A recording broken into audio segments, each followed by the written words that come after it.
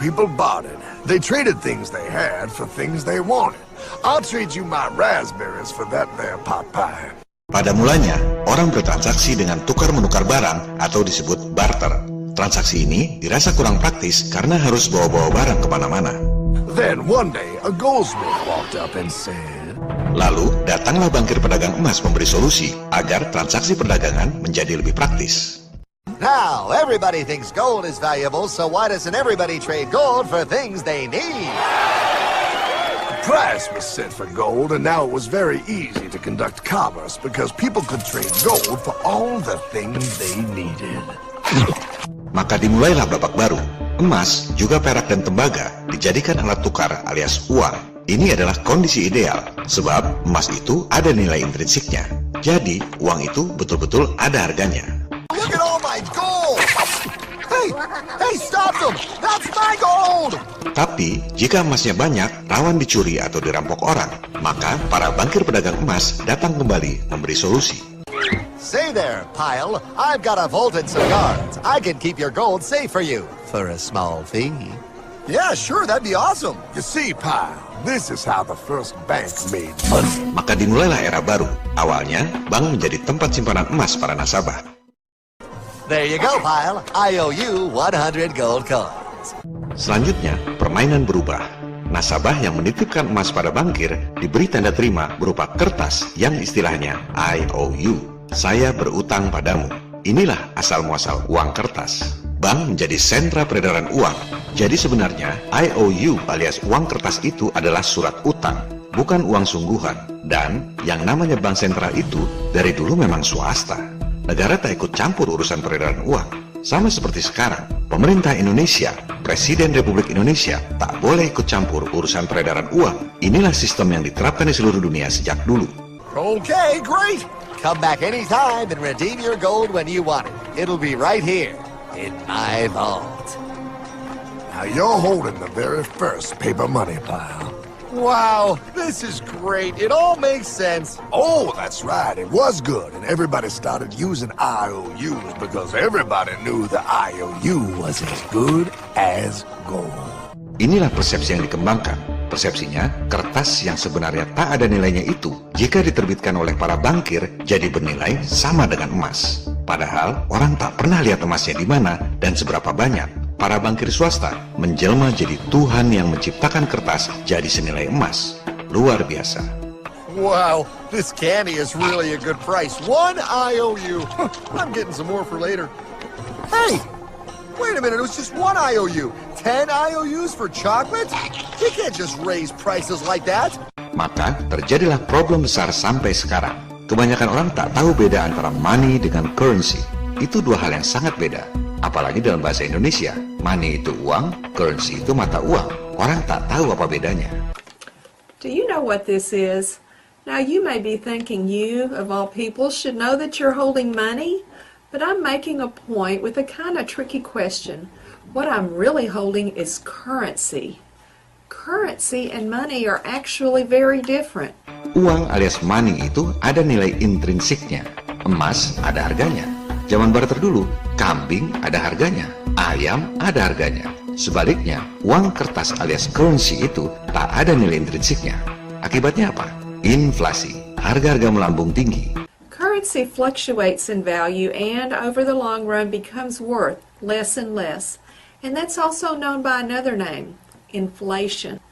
I call inflation the silent currency killer because you can't see it, you can't hear it, you can't smell it.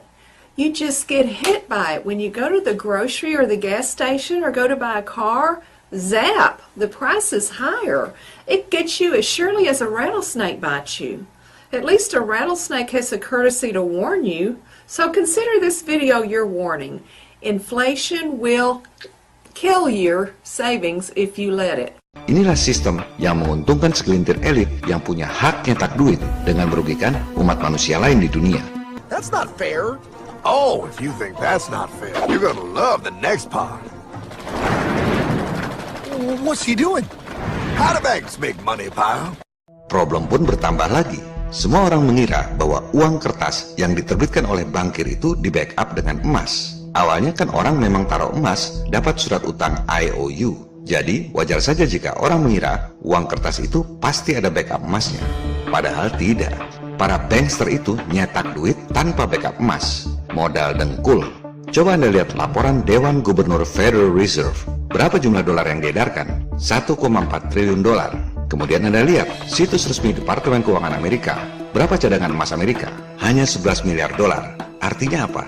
Cadangan emas hanya 0,8% dari duit dolar yang diedarkan. Parahnya lagi, tak ada hubungan antara simpanan emas dengan jumlah uang yang diedarkan. Nyimpan emas sekedar nyimpen, nyetak duit jalan terus. Tak ada hubungannya. Juga, silakan Anda lihat laporan keuangan Bank Indonesia. Jumlah uang yang diedarkan 586,7 triliun rupiah. Cadangan emas kita 36,7 triliun rupiah. Artinya, cadangan emas Indonesia hanya 6,3% dari jumlah rupiah yang diedarkan. Tak ada hubungan antara simpanan emas dengan jumlah uang yang diedarkan. He prints more IOUs without any more gold, loans them out for interest, makes a pretty penny, and nobody is the wiser. Unless everybody wanted their gold back at the same time. Sistem keuangan modern ini yang diajarkan di semua sekolah di seluruh dunia baru ketahuan bohongnya kalau semua orang sama-sama tarik duit dari bank pada waktu yang bersamaan. Rush. I'd like to redeem my IOUs, please. Thank you very much. Hey! I want my gold back now! Thief! Thief! Gotta love the bank run, bringing people together. See, they all found out he was stealing, made a run on the bank and demanded their gold, but as you can see, there ain't no gold to get. Mari kita dalami tentang uang dan bankster ini. Motivasi dibalik kebohongan bumi globe. Bank berasal dari kata bench bahasa Inggris, yang asalnya dari bahasa Italia, banca, yang artinya bangku. Zaman dulu, kuil-kuil dipenuhi oleh para pendeta merangkap bankir. Mereka berdagang di sekeliling kuil dengan menaruh bangku-bangku penukaran uang emas, banca, bank. Mereka sebenarnya tak peduli Tuhan mana yang disembah di kuil itu. Yang penting, para jemaat yang datang ke kuil itu berdagang dengan mereka. Para jemaat jadi nasabah bankir pendeta. Itulah aktivitas yang terjadi di semua tempat-tempat peribadatan kuno.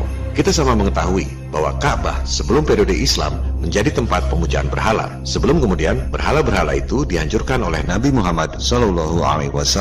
Ajaran Islam sendiri mengharamkan riba alias praktek membungakan uang. Para bankir pendeta menaruh bangku-bangku tempat berdagang di kuil yang mana saja. Apapun agamanya, apapun Tuhannya, para bankir pendeta tetap praktik di situ.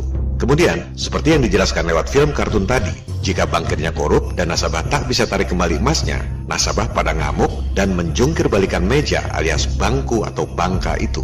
Dari situlah timbul istilah bankrupt alias bangkrut.